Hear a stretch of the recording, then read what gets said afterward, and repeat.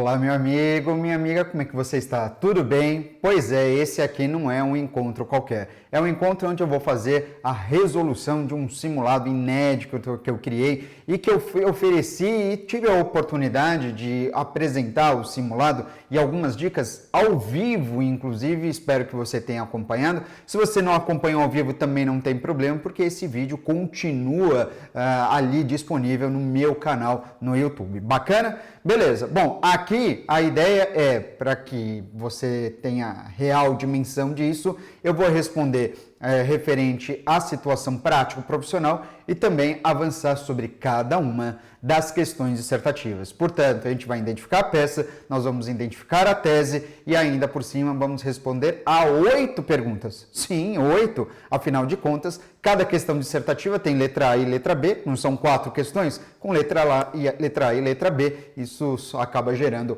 8 perguntas para você. Beleza? Vamos nessa então, sem mais delongas, pode chegar aqui comigo um material exclusivo para você. Olha só, avançando aqui neste material, a gente tem então aqui a situação prático-profissional, tá bom? E nessa situação prático-profissional, veja só você.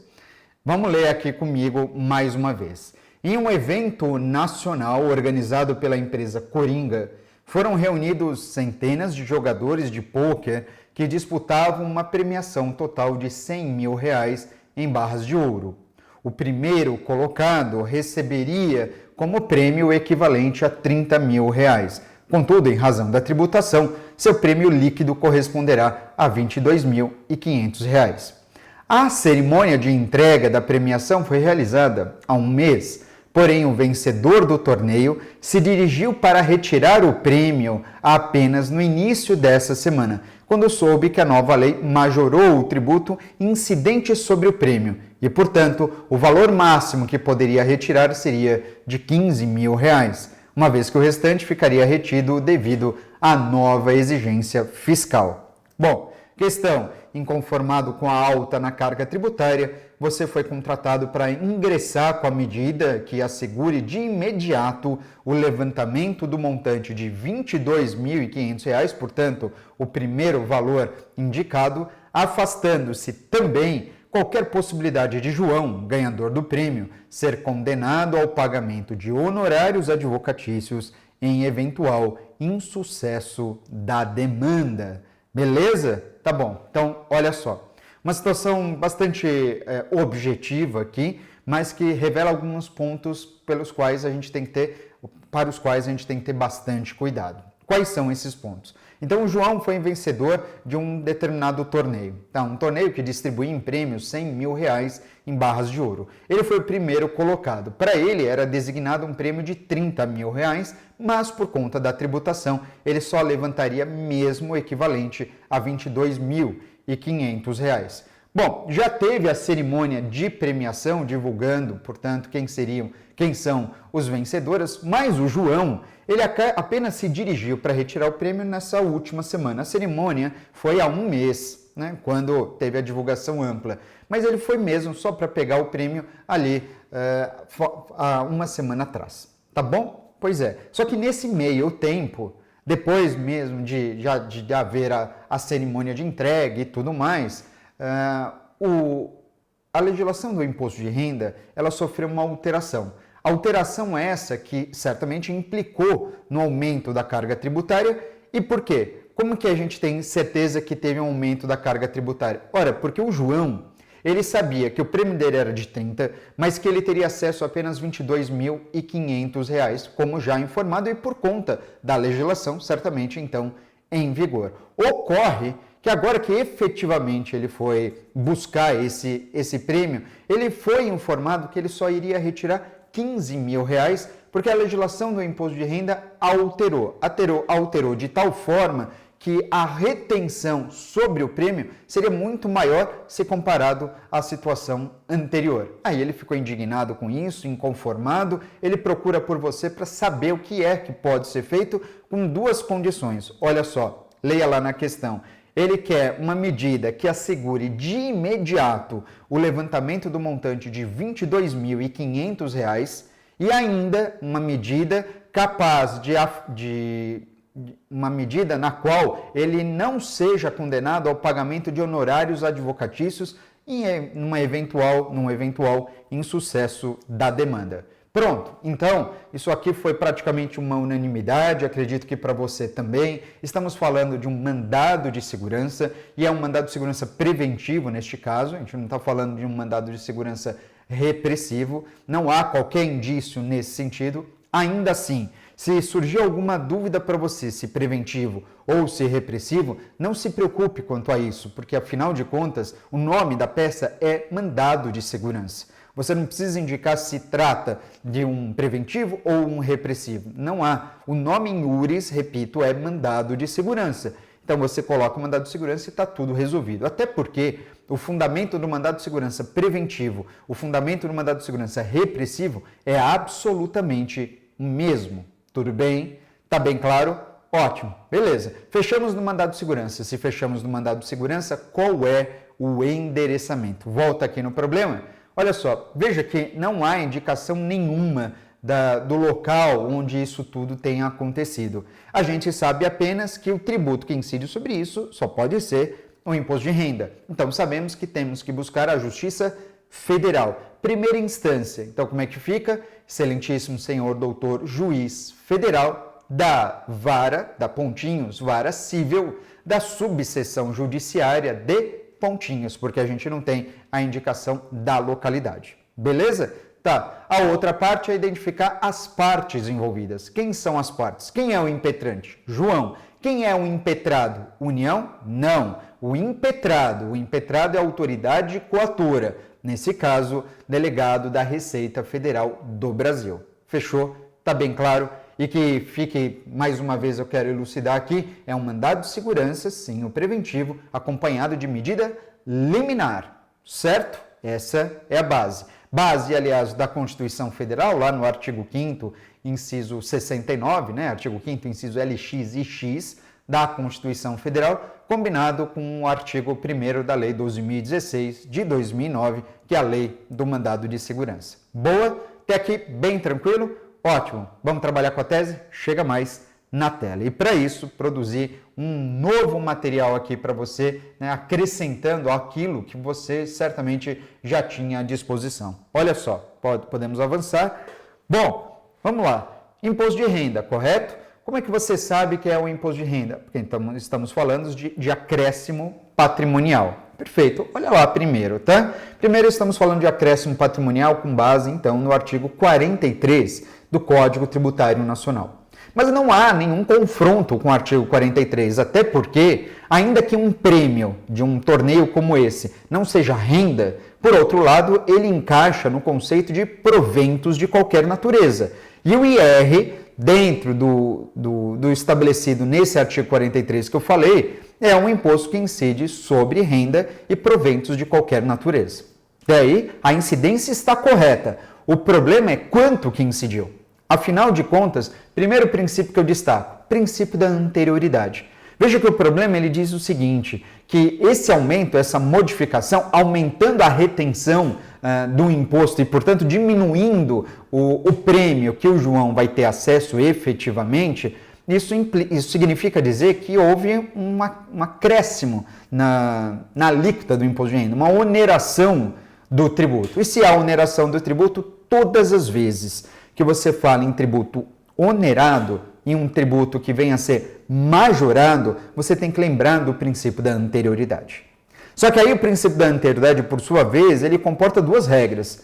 A anterioridade anual, como você bem sabe, e a anterioridade nonagesimal. Anual e nonagesimal. A minha pergunta é, o imposto de renda está sujeito às duas regras ou por acaso ele é exceção a essas regras? Tome muito cuidado com isso. Porque o imposto de renda, ele corresponde à exceção a uma das regras, a anterioridade nonagesimal. O IR não precisa se preocupar com esse prazo mínimo de 90 dias para só então ele ser exigido. Mas, em contrapartida, ele está sujeito à anterioridade anual. Ou seja, veja, o problema diz que toda essa situação aconteceu ao longo do ano de 2020. Pois é, qualquer modificação no imposto de renda que o torne mais oneroso, essa modificação só poderá produzir efeitos sobre os contribuintes quando? No exercício financeiro seguinte, portanto, apenas a partir do dia 1º de janeiro do ano de 2021. Não importa se esse aumento aconteceu em fevereiro, se aconteceu em julho, se aconteceu em outubro, se acontecer em dezembro, não importa. Importa é, houve aumento? Houve. Como ele não está restrito ao princípio da anterioridade nonagesimal, você não precisa se preocupar com esse prazo de 90 dias. Você apenas precisa verificar se essa cobrança mais onerosa terá efeitos apenas a partir do 1º dia do exercício seguinte àquele da data da publicação da lei que acabou majorando o imposto. Tudo bem? Então, como você pode observar aqui, temos sim a anterioridade, mas neste caso é apenas a anterioridade anual que não foi bem observada. Agora tem mais. Tem mais? Tem. Princípio da irretroatividade. Como irretroatividade? É o seguinte, em relação ao imposto de renda, ele tem um fato gerador que é um chamado fato gerador complexivo, ou complexo, para quem preferir. É um fato gerador que se inicia no dia 1º de janeiro e só termina efetivamente no dia 31 de dezembro. Esse é o fato gerador do imposto de renda. E aí é interessante você notar que você acaba observando, diante dessa situação, o chamado fato gerador pendente, que é uma expressão utilizada pelo artigo 105 do Código Tributário Nacional. Vale a pena, então, você observar esse dispositivo, segundo o qual aplica-se imediatamente a legislação tributária sobre fatos geradores futuros e fatos geradores pendentes. Assim entendidos, aqueles fatos geradores que se iniciaram, mas que ainda não se completaram. É o caso do imposto de renda. Esse artigo 105 se encaixaria perfeitamente nessa situação. Entretanto, e aí você tem que tomar cuidado com esse cenário, você deve entender o que o STF pensa a respeito. Atualmente, o que ele pensa a respeito. O que eu vou falar não é uma novidade que surgiu de ontem para hoje, mas é algo pelo qual o STF passou a amadurecer o seu entendimento a ponto de, no ano de 2020, ele praticamente refutar, ou seja, afastar a aplicação dessa súmula que aparece aí, a súmula de número 584. Segundo o Supremo Tribunal Federal, essa súmula 584 ela não vale mais, pois ela acaba trazendo, em razão das suas colocações, uma grande insegurança jurídica, algo que a gente não pode deixar prosperar aqui no nosso país.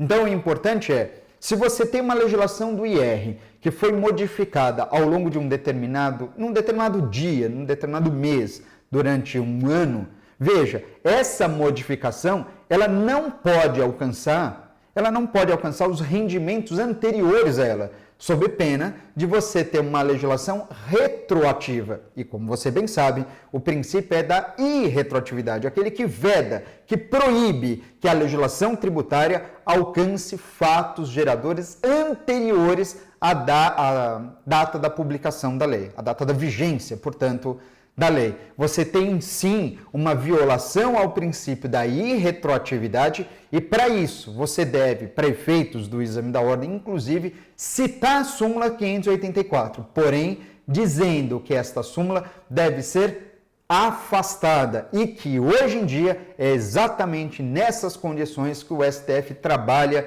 e pensa a respeito, afastando totalmente a aplicação da súmula de número 584. E por isso mesmo, afastando essa condição do artigo 105 do Código Tributário Nacional, que autoriza, de forma equivocada, mas que autoriza a aplicação de uma legislação imediatamente sobre um fato gerador pendente. Não pode alcançar situações anteriores, só pode alcançar as próximas situações. E os efeitos apenas serão produzidos no exercício financeiro seguinte, como a gente acabou de ver. Então, em resumo, olha só mais uma vez para a imagem, você, a respeito do imposto de renda, deve citar o artigo 43, a respeito do princípio da anterioridade, artigo 150, inciso 3º, a linha B da Constituição e combiná-lo com 150, parágrafo 1º também da Constituição Federal, uma vez que no parágrafo 1º mostra que o IR não está sujeito a outra anterioridade, a anterioridade nonagesimal. Mais ainda, na sequência, irretroatividade. Quanto à irretroatividade, você diz que, apesar da indicação do artigo 105 do Código Tributário Nacional, que, a rigor, ele autoriza que a mudança na legislação do imposto de renda alcance os fatos geradores pendentes, você deve dizer que isso, embora num determinado momento reforçado pela súmula 584, já não mais deve persistir, tendo em vista o atual posicionamento do Supremo Tribunal Federal. Tá bem claro? Lembrando que muita gente me perguntou, mas professor, tem uma nova súmula que vem, portanto, em substituição, essa de número 584? Não tem nova súmula, tá? Pelo menos por hora não temos nova súmula. Pode ser aqui, até num futuro, uma nova súmula venha nesse sentido, mas por enquanto você só deve afastar a aplicação da súmula de número 584, bem como a disposição do artigo 105 do Código Tributário Nacional, no que se refere aos fatos geradores pendentes. Tudo bem? Fechou? Tá bem claro para você? De verdade? Vamos partir agora para quê? Bom, vamos pensar. No caso do mandado de segurança, você sabe que essa é a sua tese. Dentro dessa tese, dentro da parte do direito, você abre o tópico da liminar. E na liminar, o que você tem que pedir? Você tem que demonstrar a presença das condições da liminar, o fumus boniuris, o periculum in mora, conforme estabelecido lá no artigo 7º da Lei do Mandado de Segurança, a 12.016 do ano de 2009. Então, é algo que você consegue trabalhar em 2 parágrafos, é suficiente para demonstrar que há a presença dos requisitos e que, se o juiz se convencer dessa presença, ele não pode se esquivar de conceder a medida liminar, que é o pedido que a gente já vai fazer, necessário para o levantamento integral do prêmio, pelo menos aquele valor inicial que tinha sido indicado de R$ 22.500. Tudo bem? Aliás, já que eu citei essa questão do pedido, então, dentro do pedido, o primeiro mesmo é requerer a concessão da medida liminar para suspender a exigibilidade do crédito tributário, determinando o imediato levantamento do prêmio no montante de R$ 22.500. Certo? Tranquilo? Mesmo? Não foi exatamente isso que o problema exigiu de você? Ótimo. O que mais? Bom, depois disso, vamos requerer a notificação da autoridade coatora, como você bem sabe. A autoridade coatora é o delegado da Receita Federal. Deve-se requerer ainda a cientificação da União para que ela tome conhecimento acerca da demanda. Isso não significa que você está pedindo para a União ser citada, não é. Apenas para que ela seja cientificada, conforme indica a Lei do Mandado de Segurança. Você deve ainda requerer a oitiva do membro do Ministério Público e mais. Vamos lá, temos condenação em custas e honorários? Não. Condenação em custas, sim. Em honorários, não. Produção de provas? Não. Não diga absolutamente nada quanto à produção de provas. O mandado de segurança não comporta isso. Bom, resta o quê? Requerer apenas pela opção de não, ou melhor, pela não opção da audiência de conciliação e mediação, nos termos do artigo 319 do CPC, e aí, ao final, valor da causa,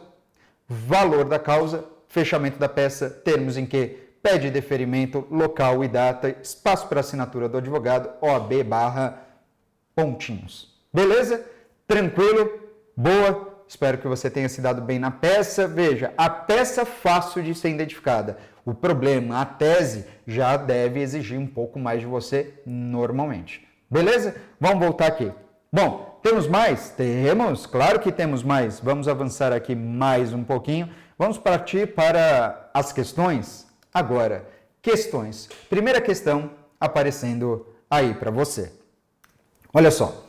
Em contrato de locação de imóvel, ficou pactuado entre o locador, proprietário do bem, o locatário e a empresa administradora do imóvel que o locatário assumiria todos os encargos tributários incidentes sobre o bem, ficando a empresa administradora responsável pela sua administração, naturalmente, e fiel à execução de todas as cláusulas contratuais que exigissem a sua interveniência. Tá bom, primeira pergunta, vou até sair daqui para não te atrapalhar. Na hipótese do IPTU não ser quitado, quem deverá ser demandado pelo município? Locador, locatário ou a empresa administradora dos bens? Responda justificadamente, se o IPTU não for pago. Letra B. Em se tratando de imóvel alugado, caso o IPTU seja indevidamente pago pelo locatário, o proprietário terá legitimidade para propor a ação de repetição do indébito? Será que sim? Será que não? Vamos avançar. Está aqui para você. Próxima página montada. Vamos lá. Nessa parte aqui, nessa parte que está para lá, eu respondo, portanto, a letra A dessa primeira questão. A pergunta é, na hipótese de o IPTU não ser pago, quem que poderá ser demandado? Quem que a municipalidade pode cobrar? Quem que ela pode exigir? Bom, eu disse na live, inclusive do simulado, dando algumas orientações para que você possa desenvolver o seu raciocínio jurídico, que, veja, existe a necessidade de você identificar quem são as pessoas que fazem parte de uma relação tributária. Então, parte de uma relação tributária, você tem um sujeito ativo, que é o credor, que é o ente federado, e o sujeito passivo. O sujeito passivo, por sua vez, pode ser ocupado por duas pessoas distintas. Quem são essas pessoas? Sim, duas pessoas distintas. Você tem o contribuinte de um lado, que é o cara que pratica o faturador, e do outro lado você tem a pessoa identificada como responsável. Lembre-se o seguinte, contribuinte, quem pratica o faturador, no caso do IPTU, é o proprietário do imóvel. E quem é o responsável? O responsável é uma pessoa que não pratica o faturador, mas que pode ser que seja obrigada a arcar com o pagamento do tributo, muito provavelmente porque ela acaba dando causa a esse tipo de situação, ou então não se preocupou com aquelas condições fixadas na lei. A responsabilidade só pode recair sobre uma pessoa, lembre-se, sobre uma pessoa que a lei assim determinar. Mas esta pessoa, por sua vez, tem que estar relacionada ao fato gerador. Bom, vamos lá, voltando aqui no problema. Quem é o contribuinte do IPTU? Veja que eu destaco para você o artigo 34 do Código Tributário Nacional, o qual identifica que contribuinte do imposto é o titular o proprietário do imóvel, naturalmente, o titular do seu domínio útil ou possuidor a qualquer título. Uma pergunta que me fizeram e é muito importante aqui esclarecer. O locatário do imóvel não é possuidor direto do bem? É, porém, o locatário do imóvel não tem uma condição essencial para que ele seja, digamos, identificado como contribuinte do IPTU. Por quê? Porque embora o locatário seja, sim, eu concordo, possuidor direto do imóvel, ele não tem o chamado animus domini, que é uma condição fundamental para que você seja, digamos, confundido com um contribuinte do IPTU. Então, você já descarta a posição do locatário como contribuinte do IPTU, porque contribuinte ele não é. Professor, tudo bem, ele não é contribuinte do IPTU, o locatário, mas, em contrapartida, o contrato firmado entre o proprietário e o locatário colocava o locatário na posição de uma pessoa que tinha que pagar o imposto. Bom, é verdade, mas aí, lembra do que eu falei? Responsável pelo pagamento de um imposto, de um tributo, só pode ser aquela pessoa que for assim designada através de lei. E veja, o locatário, ele acabou ficando, digamos, com a responsabilidade pelo pagamento do IPTU. Mas essa responsabilidade foi imposta por o quê? Por lei ou por meio de contrato? Respondeu, por meio de contrato. Então agora eu faço uma outra pergunta. O contrato firmado entre as partes, absolutamente válido, ele é um veículo adequado para modificar o polo passivo de uma relação tributária? Essa é a pergunta, no final das contas. Vamos dar uma olhada no exercício aqui. Olha o artigo 123 também do CTN. Salvo disposições de lei em contrário, as convenções particulares, ou seja, os contratos relativos à responsabilidade pelo pagamento de tributos, tributos, qualquer um, não podem ser opostas à fazenda pública para modificar a definição legal do sujeito passivo das obrigações tributárias correspondentes. Você entendeu? Ou seja, mesmo que firmado em contrato, esse contrato para a fazenda pública de nada vale. Esse contrato, esse contrato ele firma uma relação civil, uma relação contratual entre proprietário e locatário. Para eles vale. Mas agora a gente está falando de uma relação tributária entre contribuinte e fisco. Essa é uma relação. A outra é entre contribuinte, ou melhor, entre proprietário e locatário, que é uma relação civil e que não se confunde com essa daqui. Tá bem claro? Voltando, portanto, aqui, essa letra A que eu disse para você, ela é muito bem explicada com a indicação do artigo 34, combinado com o artigo 123, ambos do CTN. Aliás, aproveitando o ensejo, veja só aqui na tela, tá bom? A letra B falou o seguinte, mas e se o locatário, pagando o IPTU, depois perceba que o pagamento que ele fez é um pagamento equivocado? Ele pode, apesar do locatário pagar o IPTU, cumpriria ao proprietário entrar com uma ação de repetição do indébito para reaver esses recursos?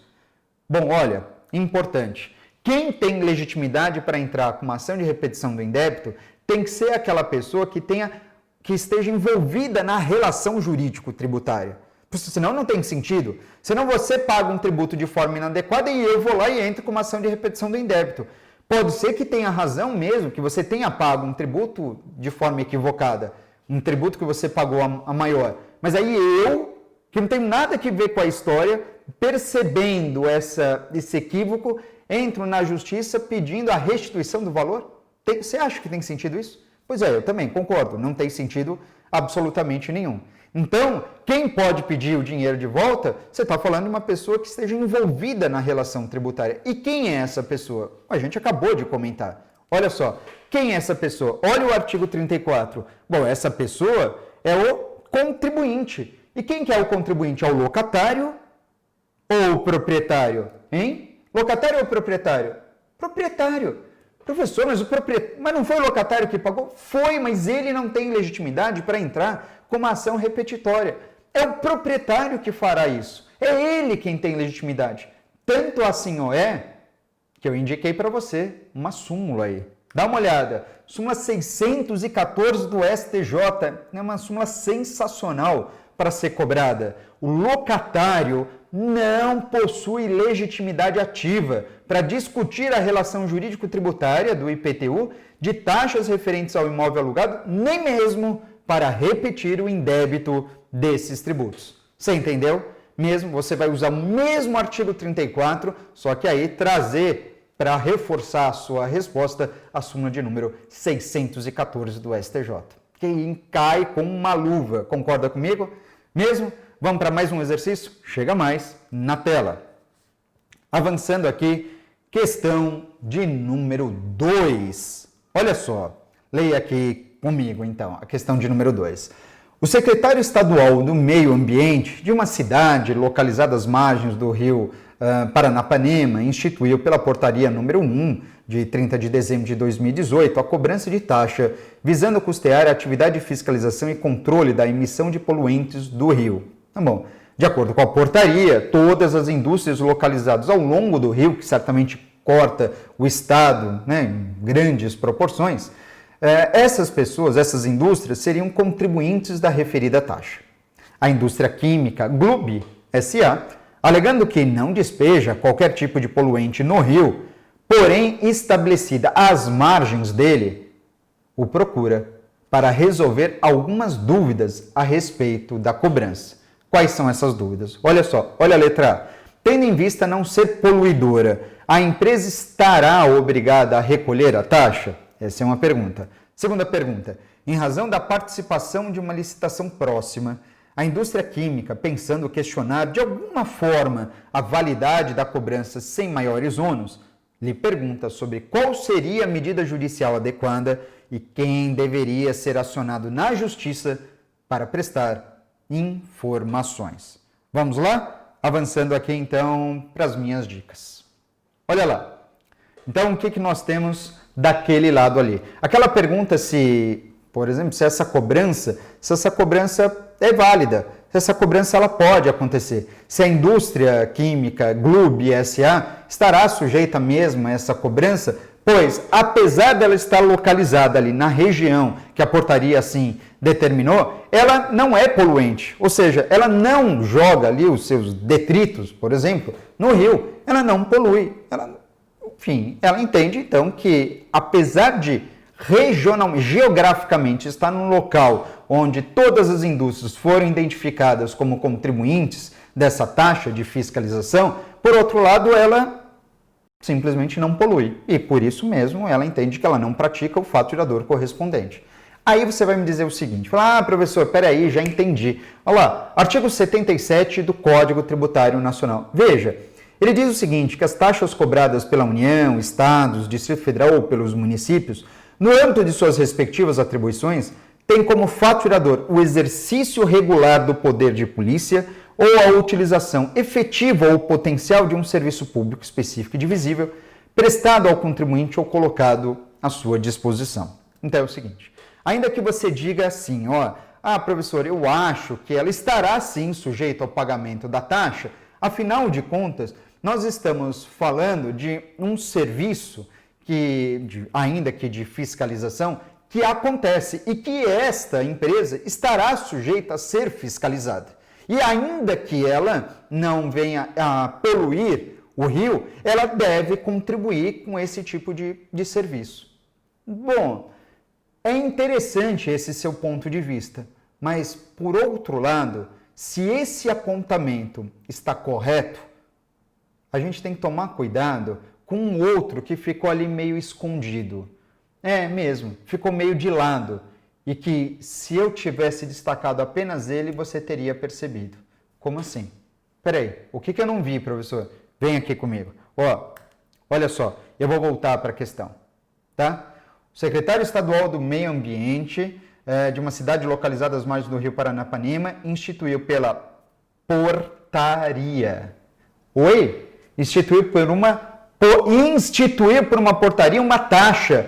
Escuta, desde quando um tributo pode ser instituído por portaria? Tributos podem ser instituídos por portaria ou precisa de lei? Lei. Necessariamente precisa de lei. Então, ainda que as demais características da taxa estejam corretas, veja, a fonte da sua instituição é totalmente inadequada. Ou seja, quando se pergunta aqui se, tendo em vista a empresa não ser poluidora, se ela estará obrigada a recolher a taxa, a resposta é não. Não, ela pode não ser poluidora, tá? Mas ela não estará sujeita ao pagamento da taxa em vista da violação do princípio da legalidade. Percebe? Isso chama crueldade. E isso acontece no exame da ordem. A ordem te induz a uma determinada resposta, na verdade te leva a erro mesmo, te leva a se enganar nessa situação, quando na verdade a pergunta é muito mais simplória. Se falasse assim, pode uma portaria instituir uma taxa? Você imagina? Uma pergunta como essa? Você vai dizer, claro que não. Eu sei que você conhece isso, mas veja como a redação ela pode te levar para um outro caminho e a resposta seria absolutamente equivocada. Você ia dizer que poderia cobrar a taxa. Isso não é verdade, pois essa instituição se deu através de portaria. Tá bom? Mesmo? Que mais? Qual que é a outra pergunta mesmo? A outra pergunta é que, em razão da participação de uma licitação próxima, a indústria química, pensando em questionar de alguma forma a validade dessa cobrança, sem maiores ônus, lhe pergunta sobre qual seria a medida judicial adequada e quem deveria ser acionado na justiça para prestar informações. Bom, quando ele diz, eu preciso de uma medida judicial sem maiores ônus, mais uma vez, vemos aqui a figura do mandado de segurança. Porque só no mandado de segurança temos a certeza de não haver condenação em honorários. É mandado de segurança. Isso ficou ainda mais evidente, olha só, quando ele diz aqui, quando ele pergunta, quem deve ser acionado na justiça para prestar informações. Prestação de informações, a notificação da autoridade coatora para prestar informações. Não é mesmo? De verdade? Então tá bom. Pois é, mas eu quero saber Quem é a autoridade coatora? E se você está pensando em falar, professor, a autoridade coatora é o secretário estadual do meio ambiente, não é? Não é. Não é? Não é. Mas por que não é? Vamos dar uma olhada. Vem comigo, avançando a tela. Olha só, deste lado aqui. Veja o disposto no parágrafo 3º do artigo 6º da Lei 12.016 de 2009. Considera-se autoridade coatora aquela que tenha praticado o ato impugnado ou da qual emane a ordem para sua prática. Muitos dizem que isso seria o secretário, mas não é verdade. A autoridade coatora é quem executa o ato, é quem tem a capacidade, portanto, de executar o ato de cobrança. Como eu disse aqui, quem determina a cobrança. Você não pode confundir, segundo inclusive a jurisprudência, quem determina a cobrança com aquela pessoa que tem a competência para baixar uma norma que venha a ser observada por quem vai executar. Veja só, é muito importante você ter essa diferenciação, essa clareza no pensamento, tá? Porque veja, você não pode colocar um secretário de Estado nessa condição de autoridade coatora. Você não pode colocar o prefeito na condição de autoridade coatora. Você não pode colocar o governador, o presidente da República. Embora eles possam, na verdade, determinar atos legislativos, né? Como uma instrução normativa, uma portaria, entre outros. Eles podem determinar. A administração tributária, que está abaixo, que vai executar esses atos, então você vai ter um chefe da fiscalização que diz lá para os fiscais, para os agentes fiscais, vai lá e autua essa empresa. Então toma muito cuidado. Você não pode confundir esta figura, que é o chefe da fiscalização, com a figura do secretário, com a figura do prefeito, do governador ou do presidente da República. A não ser que o secretário fosse um agente fiscal. Não é o caso. Não é. São figuras claramente diferentes. Se são figuras diferentes, a autoridade coatora tem que ser aquela, não que oferece a portaria, que baixa a norma que deverá ser respeitada pela autoridade fiscal, mas sim o chefe da autoridade fiscal. Também não vai me dizer que é o fiscal que vai lá e autua, porque ele não tem condições de fazer isso. Quem deve prestar informações é o chefe desse fiscal, não o chefe máximo do departamento de finanças, que seria o secretário, mas sim o chefe do agente fiscal. Neste caso, por se tratar de uma exigência estadual, como aqui foi informada no problema, você vai colocar como autoridade coatora o delegado regional tributário. Então, mandado de segurança e quem será demandado para prestar informações, o delegado regional tributário. Tudo bem? É preciso tomar muito cuidado com isso. Por que eu estou chamando a atenção? Porque certa vez, num passado já, o exame da ordem chegou a aceitar o secretário como autoridade coatora. Chegou a aceitar. Mas a jurisprudência ela foi se firmando de tal forma onde passou a não se admitir mais o secretário como autoridade coatora. Tá? Então, num passado, já um passado um pouco mais distante, é bem verdade, chegou a ordem a indicar o secretário como autoridade coatora e colocou isso no gabarito, tá bom? Mas pense você que o melhor, e hoje acima de tudo, o correto é você determinar a autoridade coatora como aquela capaz de afastar o ato que está sendo impugnado pelo impetrante. Você não vai pedir isso para o presidente da República, você não vai pedir isso para o governador, você não vai pedir isso para o prefeito. Tem uma autoridade coatora responsável, portanto. Tudo bem? Beleza? Fechou? Volta aqui. Olha só, aqui, ó. E se você me pergunta, professor, mas essa questão, essa diferenciação entre a autoridade coatora, que é quem pratica o ato, daquela que tem competência para baixar uma norma, você tem súmula para isso? Não tem súmula, mas você tem jurisprudência a esse respeito. Tá bom? Vamos avançar então? Vamos para a questão de número 3. Tá aqui, ó. Questão 3. Empresa X tem contra si um auto de infração lavrado no dia 3 de abril de 2019 e execução fiscal proposta no início de outubro agora de 2020. Por se tratar de uma sociedade de renome na economia nacional, a empresa X contrai empréstimos para solver suas infindáveis dívidas. Contudo, essas operações vêm a comprometer a liquidez de seu patrimônio, levando a Fazenda Pública a promover uma medida que assegure o pagamento dos tributos. Tá bom, qual a medida a Fazenda poderia se valer para assegurar o pagamento da dívida? E letra B, caso alguns bens da empresa sejam bloqueados em razão desta medida adotada, o parcelamento da dívida poderia liberar esse patrimônio? E aí? Bom, conforme eu disse, eu aproveitei para falar isso no vídeo do simulado,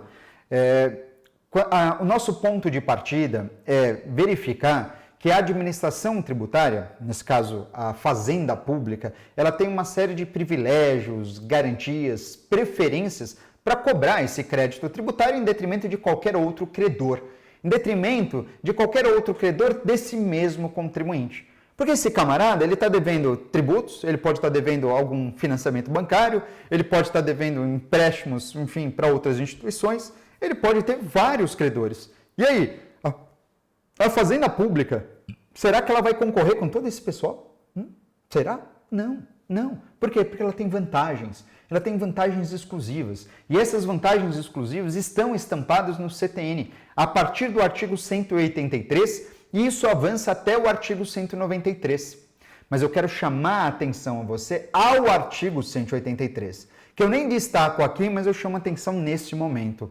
O artigo 183, ele diz o seguinte, olha, apesar das garantias e privilégios do crédito tributário dispostos nesta lei, elas não excluem a possibilidade de existir outras vantagens, outras garantias, designadas em leis esparsas.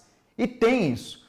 Bom, uma dessas garantias, que é justamente a que se encaixa aqui, é a cautelar fiscal. A cautelar fiscal que timidamente é questionada no exame da ordem, mas você escutou, questionada. Pode ser tímido, mas é questionado. Então, que lei é essa da cautelar fiscal? Lei 8397 de 1992. Voltando aqui então, quando ele diz qual é a medida que a Fazenda pode se valer para assegurar o pagamento da dívida, não tenha dúvida nenhuma, essa medida é a cautelar fiscal. E aí eu coloco aqui para você. Tá vendo?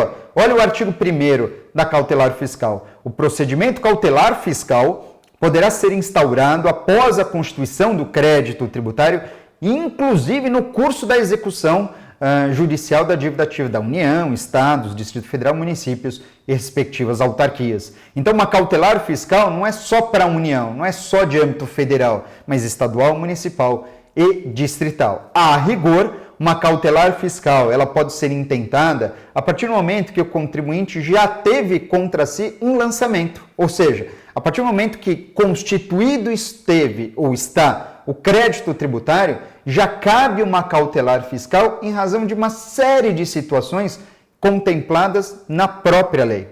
E mesmo que esse contribuinte já se encontre numa execução fiscal, pode ser também que haja uma cautelar fiscal. De modo que a gente pode ter uma cautelar fiscal preparatória, que é uma cautelar fiscal que vem após a constituição do crédito, porém antes da execução fiscal, justamente para assegurar efetividade a essa execução fiscal, e temos uma cautelar fiscal incidental, ou seja, no meio da execução fiscal, a Fazenda Pública percebe que o contribuinte, que o executado, ele começa a dilapidar o seu patrimônio, ele começa a passar os seus bens para nome de outras pessoas, ele começa a contrair empréstimos, enfim, ele começa a tentar, pelo menos, desaparecer com o seu patrimônio. Fazenda Pública de olho nisso, falou, opa, peraí, eu preciso me assegurar que essa execução fiscal ela tenha resultado.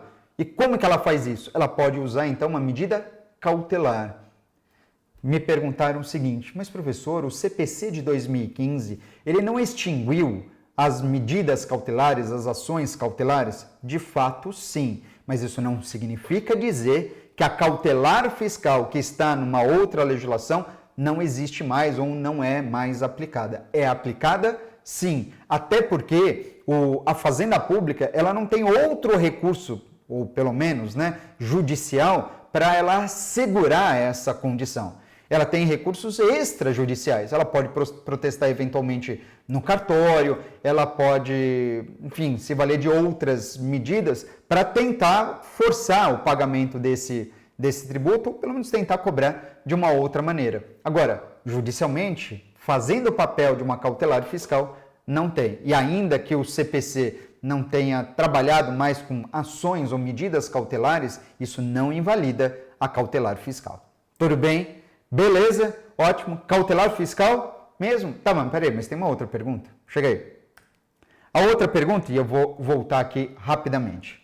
A outra pergunta é, mas caso alguns bens da empresa sejam bloqueados em razão da medida adotada, porque essa é a consequência de uma cautelar fiscal, o parcelamento da dívida não poderia liberar esse patrimônio? Por que ele está perguntando isso? Ah, professor, certo, porque o parcelamento é uma causa de suspensão da exigibilidade do crédito tributário.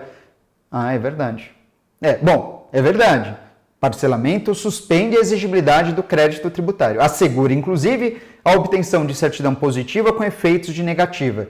Mas ele não está perguntando nada disso. Ele está perguntando se o parcelamento, na condição que ele tem, ele autoriza a liberação desse bloqueio. Será? O levantamento desse bloqueio? Será? Vamos dar uma olhada.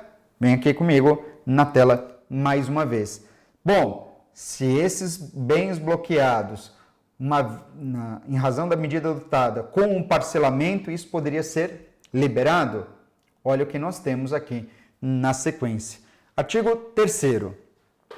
Ele diz que a cautelar fiscal, para concessão da cautelar fiscal, implicando, portanto, nesse bloqueio, há necessidade de prova literal da constituição do crédito fiscal e prova documental de alguns dos casos mencionados no artigo antecedente. Bom, a gente não tem acesso aqui ao artigo 2º, embora no seu vademecum você possa lê-lo, mas são inúmeros os casos que autorizam a cautelar fiscal. Só que, além dos casos, é preciso haver a prova literal da constituição do crédito fiscal. Quando ele fala isso, prova literal da constituição do crédito, ele quer saber se o crédito tributário já foi constituído ou não. Mas você me escutou? Ele só quer saber se o crédito tributário foi ou não foi constituído. Ele não quer saber se o crédito tributário está definitivamente constituído ou não. Se esse crédito tributário é exigível ou não. Se está com a exigibilidade suspensa ou não. Ele quer saber o seguinte, o crédito tributário foi constituído sim ou não? Foi. Foi constituído? Fechou na cautelar. Tá, tudo bem. Beleza. Mas se suspender a exigibilidade do crédito? Dá uma olhada na tela. Olha o artigo 12. A medida cautelar fiscal, que implica no bloqueio, né, de bens, no patrimônio, conserva a sua eficácia no prazo do artigo antecedente e na pendência do processo de execução judicial da dívida, embora possa a qualquer tempo ser revogada ou modificada. É bem verdade. Parágrafo único. Salvo decisão em contrário, a medida cautelar fiscal conservará sua eficácia durante o período de suspensão do crédito tributário ou mesmo não tributário.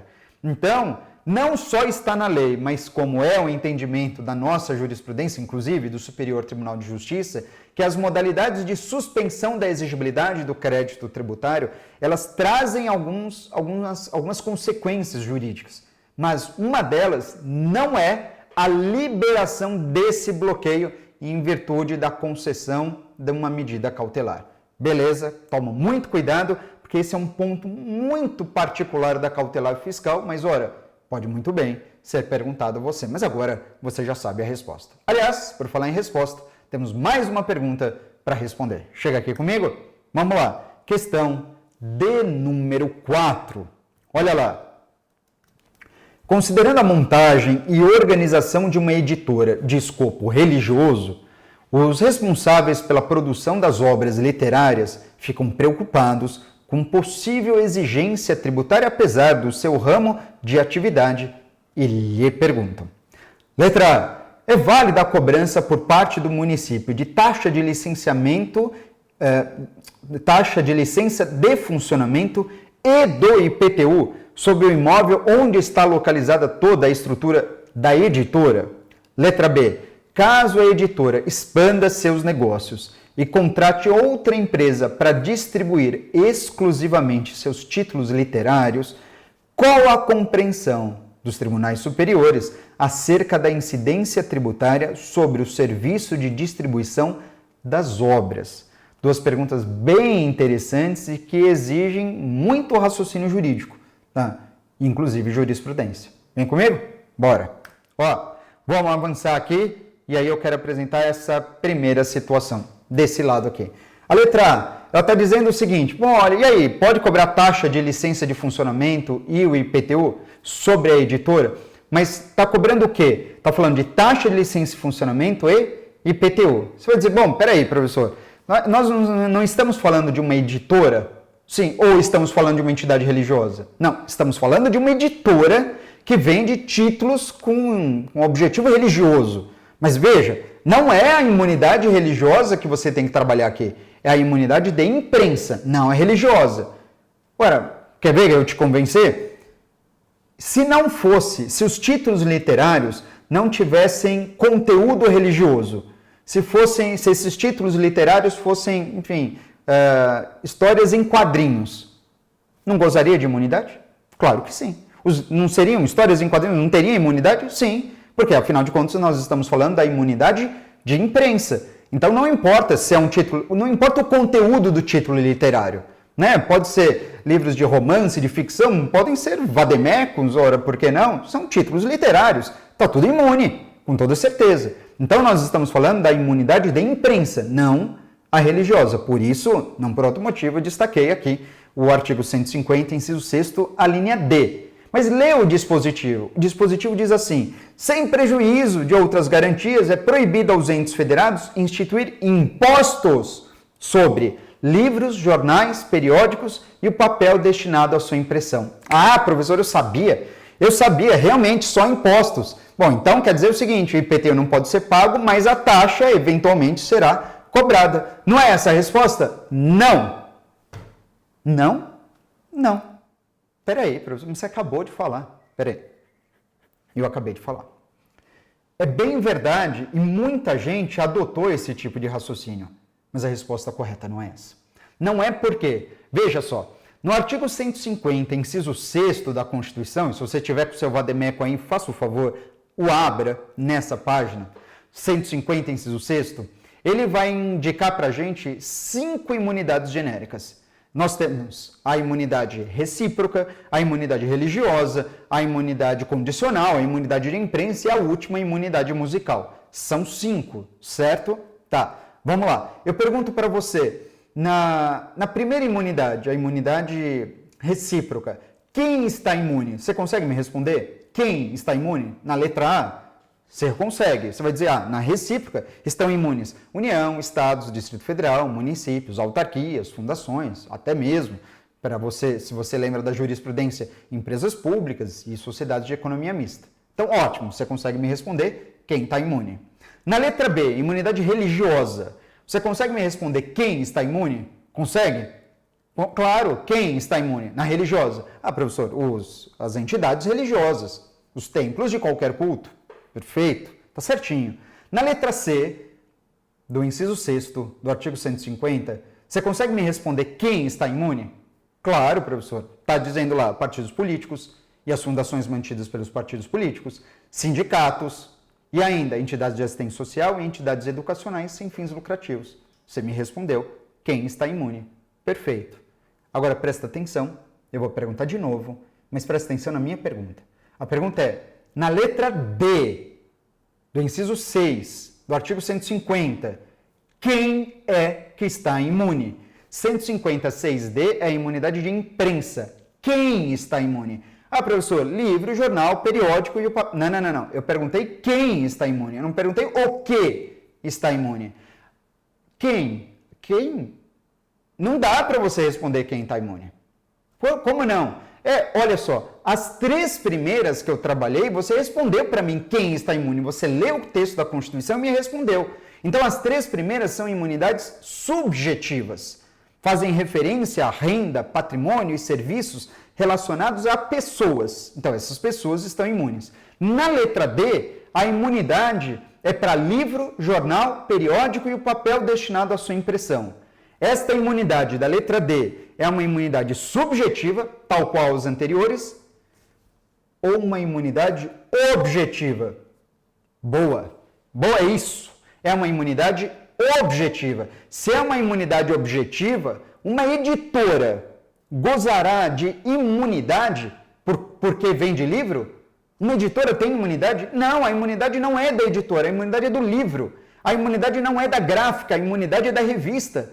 A imunidade é do jornal, é do papel destinado à impressão, não é da pessoa. Então volta aqui comigo. Quando pergunta se a editora estará imune à taxa de licença de funcionamento, você vai dizer claro que não, porque ainda que fosse uma imunidade subjetiva, a imunidade é só para imposto, então a taxa ela vai ter que pagar. Mas e o IPTU? Pois é, mas o que o IPTU tem a ver com livro, jornal, periódico ou papel destinado à impressão? Nada! O IPTU é da editora, ela está sujeita ao recolhimento do IPTU? Claro que sim. Mas, professor, se falasse do imposto de renda, teria que pagar o imposto de renda também. Ora, a imunidade não é da editora, a imunidade é do livro, jornal, ou periódico, ou papel destinado à sua impressão. Você me entendeu? Mesmo baita de uma pegadinha, não é mesmo? Com cuidado. Agora vamos ver a letra B para a gente finalizar isso aqui? Bora! E eu vou voltar aqui para a gente ler mais uma vez. B. Caso a editora expanda seus negócios e contrate outra empresa para distribuir exclusivamente seus títulos literários, qual a compreensão dos nossos superiores tribunais acerca da incidência tributária sobre o serviço de distribuição das obras? Bom, eu já deixo bem claro aqui para você, serviço de distribuição de obras não corresponde a uma situação abrangida pela imunidade. Não. Isso é posicionamento do Supremo Tribunal Federal, tá? Sedimentado, não tem súmula, mas não é porque não tem súmula que você vai se esquivar dizendo assim, então não preciso saber. Claro que precisa saber. E se perguntar esse negócio para você? Você tem que falar, não. Olha, veja, essa imunidade, veja, mais uma vez, é uma imunidade objetiva. Lembra? Você pode usar do mesmo raciocínio. É a imunidade para livro, jornal, periódico e o papel destinado à impressão. Tá. A imunidade não pode alcançar aquelas empresas que distribuem, ainda que distribuam exclusivamente livros, jornais ou periódicos. A imunidade não pode alcançar aquelas pessoas, ela tem que ficar restrita e reunida apenas aos objetos, aos elementos de difusão da cultura que foram descritos pelo texto da Constituição Federal. Caindo isso para você, e olha que pode ser uma ótima pergunta, você diz que esse serviço de distribuição, ele não está coberto, ele não é abraçado pela linha D do inciso 6 do artigo 150 da Constituição Federal, uma vez que essa imunidade é uma imunidade objetiva e não subjetiva como as anteriores do mesmo dispositivo. Beleza? Ótimo! Com isso, então, eu fecho aqui esse simulado inédito que eu preparei para você com muito carinho. Espero que você tenha feito o esboço e conseguido alcançar todas essas respostas. Se não conseguiu, calma, não se preocupe, não é hora de se desesperar de jeito nenhum. Nós temos tempo para estudar, há tempo para isso. Você deve se preparar ainda mais, mas o mais importante, não importa se falta muito tempo para a prova ou você vai falar assim, nossa, eu vi esse vídeo aqui faltando poucos dias para a prova. Não importa isso, tá? Importa é que você tenha visto isso antes da prova acontecer. Se viu antes, é momento então de você gravar muitas dessas informações e com base nessas orientações chegar na hora H e arrebentar, mandar ver, porque é isso que vai acontecer. Muito obrigado por ter me acompanhado e fique esperto, porque eu sempre estou mandando cada vez mais vídeos, mais resolução de exercícios, simulados e aulas também de tudo quanto é assunto do direito tributário. A gente se vê, até a próxima!